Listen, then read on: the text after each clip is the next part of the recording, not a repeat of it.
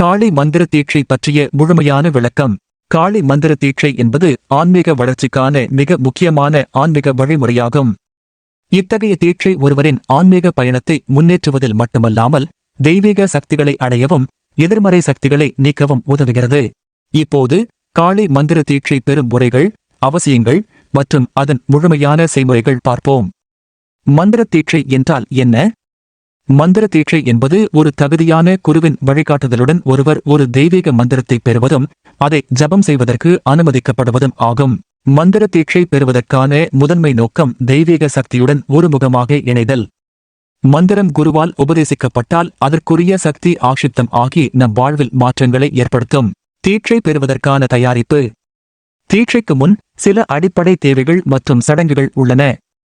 மனதை ஆயத்தமாக்கல். தீட்சை பெறுவதற்கு முன் உங்கள் மனம் மற்றும் உடலை புனிதமாக்க வேண்டும். தவறான எண்ணங்கள் மற்றும் தீய செயல்களை விடுங்கள்.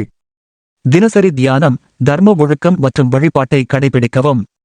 குருவின் தேர்வு. மந்திரத்தின் சக்தி குருவின் அனுபவத்தால் அதிகரிக்கும். ஆகவே தகுதியான தெய்வீக அனுபவமிக்க குருவை தேர்ந்தெடுங்கள்.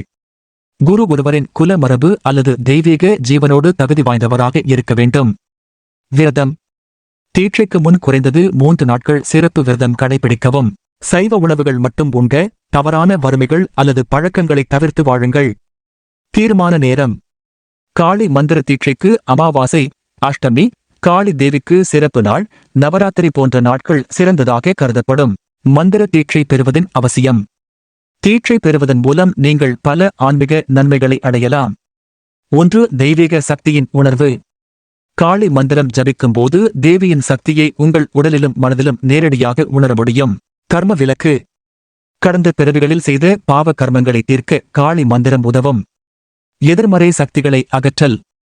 காளி தேவியை உபாசிப்பதால் நேர்மறை ஆற்றல் உங்கள் வாழ்க்கையில் மேலோங்கும். தீய சக்திகள் மற்றும் எதிர்மறை ஆற்றல்களை காளி மந்திரம் அகற்றும். ஆன்மீக முன்னேற்றம். மந்திரத்தின் சக்தி உங்கள் ஆன்மாவை தூய்மைப்படுத்தி உங்களை தெய்வீகத்தோடு இணைக்கும். மந்திர ஜபம் செய்யும் முறைகள். மந்திர ஜபம் என்பது சரியான முறையில் செய்யும் போது மட்டுமே பலனை அளிக்கும். இங்கே சில வழிமுறைகள். சுத்தமான இடம். தினசரி ஒரே நேரத்தில் சுத்தமான, அமைதியான இடத்தில் அமருங்கள். காளி தேவியின் உருவச்சிலை அல்லது படத்தை வைத்து வழிபடுங்கள். மூச்சு பயிற்சி. மந்திர ஜபத்திற்கு முன் மூச்சு பயிற்சியால் உங்கள் மனதை அமைதியாக்குங்கள். மந்திர உச்சரிப்பு. குருவால் உபதேசிக்கப்பட்ட மந்திரத்தை மட்டும் உச்சரிக்க வேண்டும். இது எளிய மந்திரம். ஓம் க்ரீம் காளிகாயை நமக.